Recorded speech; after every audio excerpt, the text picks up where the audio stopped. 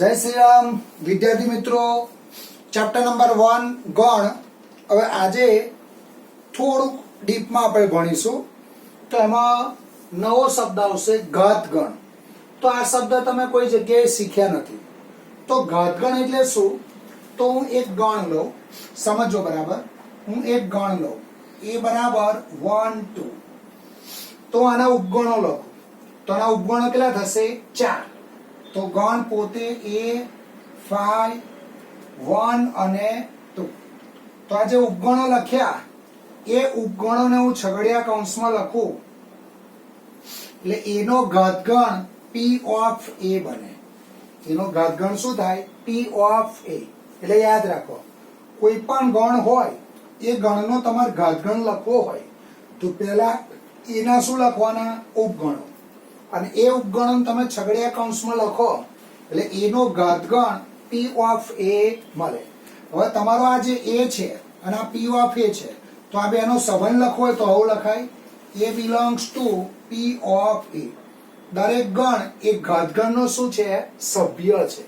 દરેક ગણ એ ઘાતગણનો શું છે? સભ્ય। તો ઘાતગણ એટલે શું? કોઈ ગણ, એ ગણના ઉપગણો, એ ઉપગણોને છગડિયા કૌંસમાં લખો એટલે a નો ઘાતગણ શું મળે? p of a। અને આની સભ્ય સંખ્યા કેટલી થાય? n of p of a। અને સભ્ય સંખ્યા કેટલી થશે? 4 થશે। એટલે આના જેટલા ઉપગણો હોય, આના ઉપગણો કેટલા થાય? 4। તો એની સભ્ય સંખ્યા કેટલી થાય? 4। તો કોઈ પણ ગણ હોય એ ગણના જેટલા ઉપગણો હોય એટલી આની શું થશે? ઘાતગણની સભ્ય સંખ્યા। અને ઘાતગણને ઇંગ્લિશમાં પાવર ઓફ સેટ કહેવાય, પાવર ઓફ સેટ। એટલે આપણે એના સંકેતમાં p of a વડે દર્શાવીએ। ઘાતગણને શેના વડે દર્શાવીએ? p of a। તો ઘાતગણની વ્યાખ્યા આવી છે, ગણ a ના તમામ ઉપગણોથી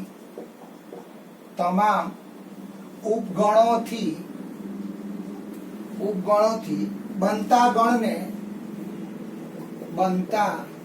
ગણને કેપિટલ A નો ઘાતગણ કહે છે। તેને સંકેતમાં p of a વડે દર્શાવાય છે। તેને સંકેતમાં p of a વડે દર્શાવાય છે। આ એનું ઉદાહરણ છે। દાખલા તરીકે a બરાબર 1 2, તો p of a બરાબર છગડિયા કૌંસમાં આના ઉપગણો કેટલા થાય? ગણ એમાં કેટલા ઘટકો? 2, તેના ઉપગણો કેટલા થાય? 4, a 5 1 અને 2। તો આના પરથી શું લખાય? તો આની સભ્ય સંખ્યા કેટલી થઈ? તો એની સભ્ય સંખ્યા કેટલી થશે? 4। બીજું ઉદાહરણ લઈએ, હું આવું લખું a બરાબર 5, તો ખાલી ગણનો ઉપગણ ખાલી ગણ પોતે, તો એનો ખાલી ગણનો ઉપગણ ખાલી ગણ પોતે, અને એને શું લખાય? છગડિયા કૌંસમાં। તો આ a નો શું થયો? ઘાતગણ। તો એની સભ્ય સંખ્યા કેટલી કહેવાય? 1 કહેવાય। અને સભ્ય સંખ્યા કેટલી થશે? 1। બરાબર? ચલો ફરી એકવાર જો, ઘાતગણ શું કહે છે? ઘાતગણ ગણ a ના, એટલે આપણો જે ગણ a છે, ગણ a ના તમામ ઉપગણોથી બનતા ગણને a નો ઘાતગણ કહે છે। તેને સંકેતમાં p of a વડે દર્શાવાય છે। a બરાબર 1 2, તો power of a set of એટલે પાવર ઓફ a ઘાતગણ, તો આના ઉપગણો શેમાં લખીશું? છગડિયા કૌંસમાં। તો n of p of a બરાબર કેટલા થશે? 4। જો a બરાબર 5 હોય તો ખાલી ગણનો ઉપગણ ખાલી ગણ પોતે, એને છગડિયા કૌંસમાં લખીશું એટલે એનો ઘાતગણ p of a મળશે, અને એની સભ્ય સંખ્યા કેટલી થશે? 1 થશે। ચલો હવે એક્ઝામ્પલ આવશે 1.3 નો દાખલા નંબર 1। આપેલા વિધાનો સાચા છે કે ખોટા એ ચેક કરવાનો। 1.3 નો દાખલા નંબર 1, નીચેના વિધાનો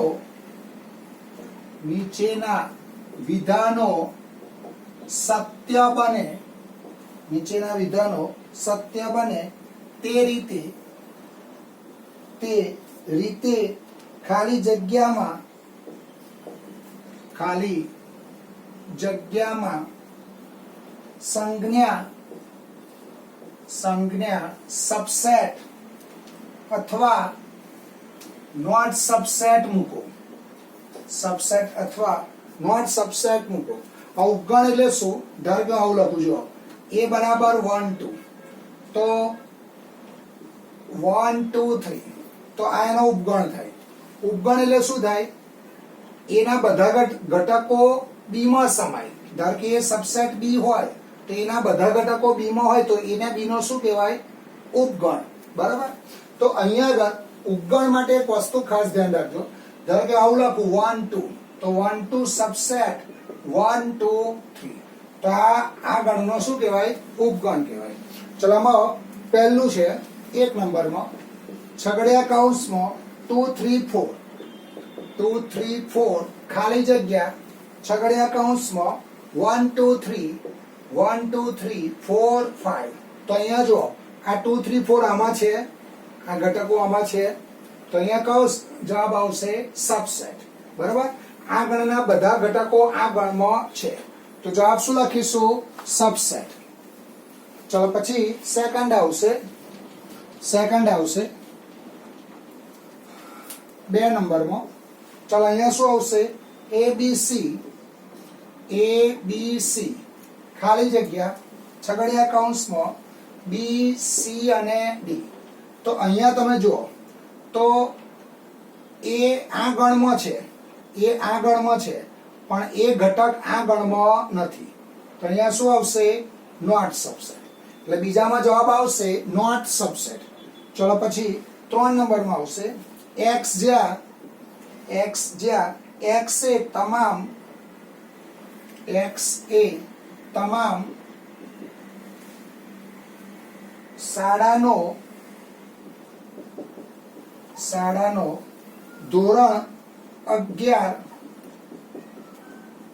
ધોરણ 11 નો વિદ્યાર્થી છે.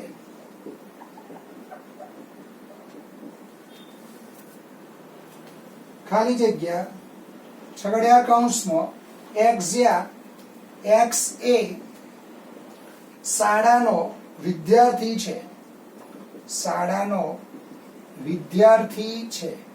હવે આ જે છે એ શાળાનો વિદ્યાર્થી છે અને આ ધોરણ 11 નો વિદ્યાર્થી છે, તો બધા ધોરણો શાળાની અંદર આવવાના, એટલે આ વિદ્યાર્થી આમાં આવી જવાનો, એટલે અહીંયા શું આવશે? સબસેટ. બરાબર? ચલો હવે એ જ પ્રમાણે 4 5 6 અને 7 હોમવર્કમાં આવશે. 4 5 6 અને 7 અને તમે નોટમાં જોઈને લખી કાઢજો.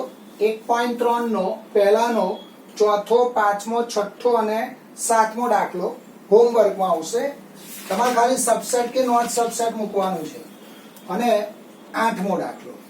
આટલા દાખલા હોમવર્કમાં આવશે.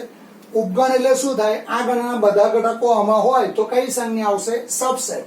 અને આમાંનો કોઈ પણ ઘટક જો આમાં ના હોય તો શું આવશે? Not subset. પછી આવશે 1.3 નો દાખલા નંબર 2. સ્વાધ્યાય 1.3 નો દાખલા નંબર 2. નીચેના વિધાનો સત્ય છે કે અસત્ય તેની ચકાસણી કરો. નીચેના વિધાનો સત્ય છે કે અસત્ય તેની ચકાસણી કરો. ચલો વિધાનો સાચા છે કે ખોટા એ ચેક કરવાનું. એમાં પહેલું આપણે શબ્દ અસત્ય કે સત્ય લખવાનું. પહેલામાં આવશે A B not subset, A B not subset B C A. હવે અહીંયા એ આમાં છે, બી આમાં છે, તો આ ખરેખર વસ્તુ કેવી છે? ખોટી છે. ખરેખર વસ્તુ કેવી છે? ખોટી. તો આ શું આવશે? અસત્ય. અહીંયા જવાબ આવશે અસત્ય. પછી આવશે સેકન્ડ આવશે એ ઈ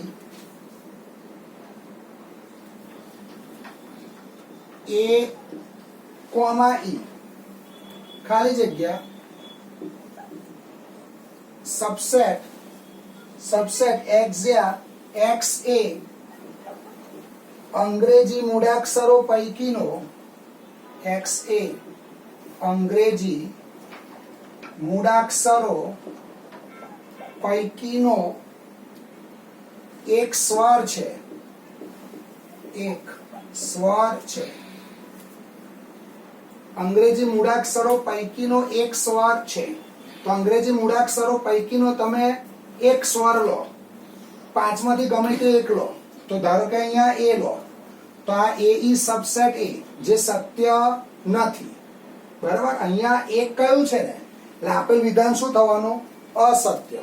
એટલે જવાબ આવશે અસત્ય. ચલો પછી 3 નંબરમાં, ચલો 3 નંબરમાં જુઓ.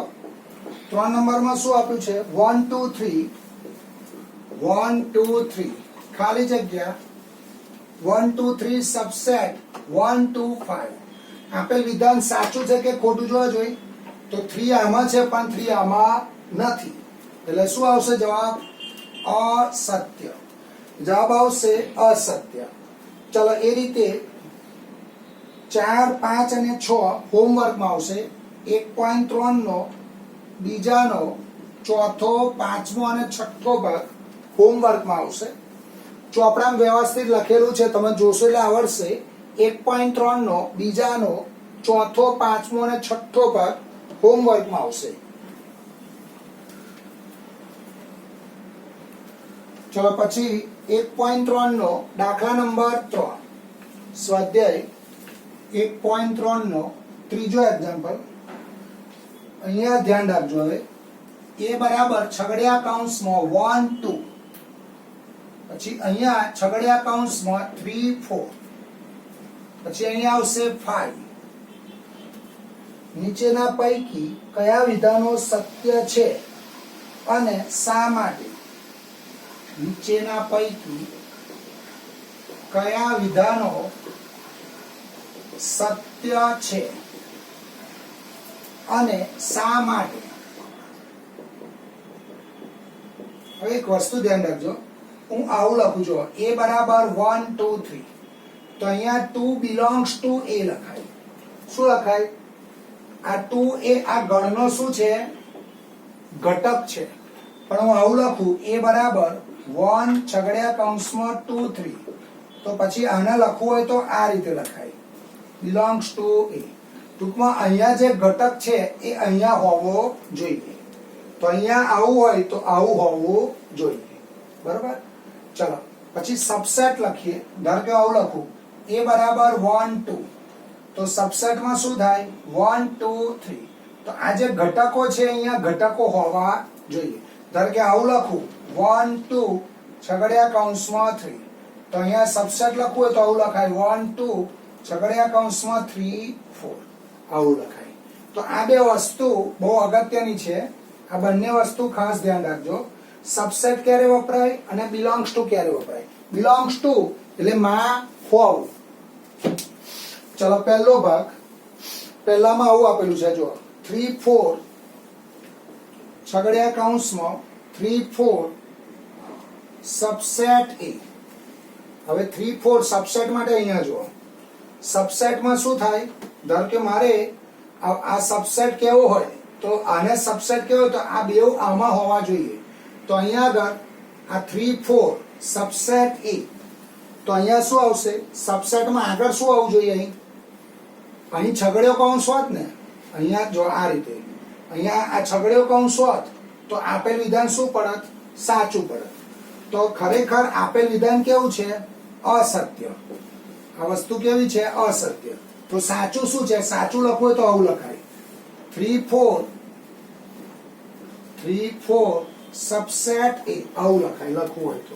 સાચી વસ્તુ લખવી હોય તો આવું લખાય.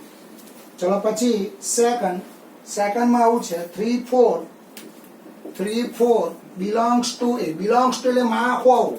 તો આ 3 4 એ આ ગણનો સભ્ય છે. જોજે આ સમજી લો, છગડિયા કૌંસમાં 2 બિલોંગ્સ ટુ એ. તો આ શું છે? એક સભ્ય છે.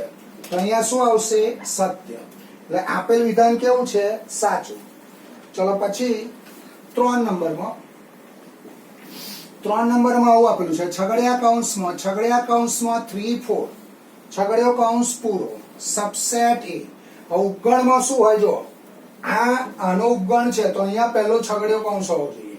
તો અહીંયા આગળ આ છગડીયો કૌંસ છે તો આ છગડીયા કૌંસમાં આવવાનો આ ગણ આ ઘટક જે છે એ આમાં છે. આ ગણના બધા ઘટકો આમાં છે તો અહીંયા શું આવશે? સત્ય. તો ત્રીજી વસ્તુ સાચી છે. પછી ચોથામાં ગ્રીન. ચલો ચોથામાં આવું આપેલું છે 1 belongs to A. તો 1 એ ગણનો સભ્ય છે જોવા જોઈએ. તો આ વસ્તુ કેવી છે? સાચી. એટલે અહીંયા જવાબ શું આવશે? સત્ય. પછી 1 એ એનો સભ્ય છે પણ 1 ને આવું ના લખાય. 1 સબસેટ એ ના લખાય. સબસેટ લખવું હોય શું લખાય? અહીં છગડીયો કૌંસ હોત ને તો સબસેટ થાત. તો અહીંયા શું થાત? આ જવાબ શું આવશે? અસત્ય. જવાબ આવશે અસત્ય. અને આને સાચું લખવું હોય તો આવું લખાય. સાચું લખવું હોય તો આવું લખાય. આ રીતે લખાય. જો આવું હોત તો આ વસ્તુ કેવી પડત? સાચી પડત. ચલો પછી 6 નંબરમાં. ચલો 6 નંબરમાં 1 to 5 સબસેટ એ. તો સાચું છે જોજો. આ ગણના બધા ઘટકો એ માં છે તો અહીંયા જવાબ શું આવશે? સત્ય. ચલો પછી 7મો ભાગ 1 to 5 belongs to A. belongs to ના આવે, સબસેટ આવે. belongs to એટલે માં હોવું. belongs to નો અર્થ શું થાય? માં હોવું. આ આવું હોવું જોઈએ. સબસેટ આ તો ઘટકો છે ને. 1 to 5 એ ગણના શું છે? ઘટકો છે. અને એ ઘટકો આ બધા ઘટકો આ ગણમાં છે એટલે આ વસ્તુ કેવી છે? અસત્ય. આ વસ્તુ કેવી છે? ખોટી છે. ચલો પછી 8 નંબરમાં 1 to 3 સબસેટ એ. તો અહીંયા 3 નથી. જો આ જે 3 છે એ ગણ એ માં નથી એટલે અહીંયા આવશે અસત્ય. ચલો પછી 9 નંબરમાં 5 belongs to A. belongs to નો અર્થ શું થાય? માં હોવું. એ ગણમાં છે તો 5 આમાં નથી. જો આ વસ્તુ કેવી છે? અસત્ય. અને લખવું હોય તો આવું લખાય 5 સબસેટ એ લખાય. શું લખાય? 5 સબસેટ એ. ચલો પછી 10માં આવશે 5 સબસેટ એ. તો આ વસ્તુ કેવી કહેવાય? સાચી. તો અહીંયા આવશે સત્ય. તો 10મી વસ્તુ કેવી છે? સત્ય. પછી 11માં આવશે 5 સબસેટ એ. આ તો એકાકી ગણ થઈ ગયો. જો એ ગણ છે અને ઉપગણનો અર્થ શું થાય? ઉપગણનો અર્થ શું થાય? આ ગણ આમાં સમાયેલો હોવો જોઈએ પણ આ છે જ નહીં આગળ. એટલે આ શું આવશે? ખરેખર આવું હોવું જોઈએ. 5 સબસેટ એ હોવું જોઈએ. ખાલી ગણ એ દરેક ગણનો ઉપગણ થાય. ખાલી ગણ આ તો શું કહેવાય? આ ખાલી ગણ ના કહેવાય. આ શું કહેવાય? એકાકી ગણ કહેવાય. એટલે અહીંયા શું આવશે? આ શું આવશે? અસત્ય. એટલે અહીંયા આવશે અસત્ય. ચલો પછી 1.3 નો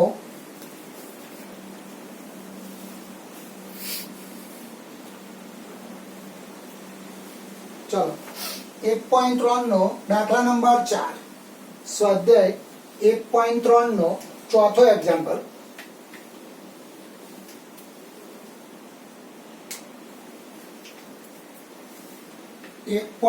નો દાખલા નંબર 4. નીચે આપેલા ગણોના તમામ ઉપગણો લખો. નીચે આપેલા ગણોના તમામ ઉપગણો લખો. આપણે બધાના ઉપગણો લખવાના છે. ચલો પહેલું છે એ. છગડીયા કૌંસમાં એ. તો આપણે અહીંયા ઉપગણો લખીશું. તો દરેક ગણનો ખાલી ગણ એ દરેક ગણનો ઉપગણ હોય અને ગણ પોતે પોતાનો શું હોય? ઉપગણ. ચલો પછી બીજામાં આવશે એ બી. તો આમાં કેટલા ઘટકો? 2. તો આના ઉપગણો કેટલા થાય? 4. 5 એ બી અને એ બી. ચલો પછી 3 નંબરમાં આવશે 1 2 3. તો આ ગણમાં કેટલા ઘટકો છે? 3. તો આ ઉપગણો કેટલા થાય? 8. એક તો પહેલો આવશે 5. 1 2 3 પછી આવશે 1 2 2 3 3 1 અને 1 2 3. ચલો પછી 4 નંબરમાં આવશે 5. તો ખાલી ગણનો ઉપગણ ખાલી ગણ પોતે, ખાલી ગણનો ઉપગણ ખાલી ગણ પોતે. આની સભ્ય સંખ્યા કઈ હોત તો કેટલી આવત? 2.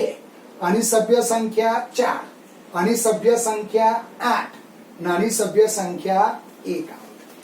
ચલો અહીંયા અટકીશું બેટા. આટલું તમારે નોટમાં લખવાનું છે. હું ફોટો કોપી પાડી નોટ તમને મોકલી આપીશ. આવજો. જય શ્રી રામ. કાલે મળીશું.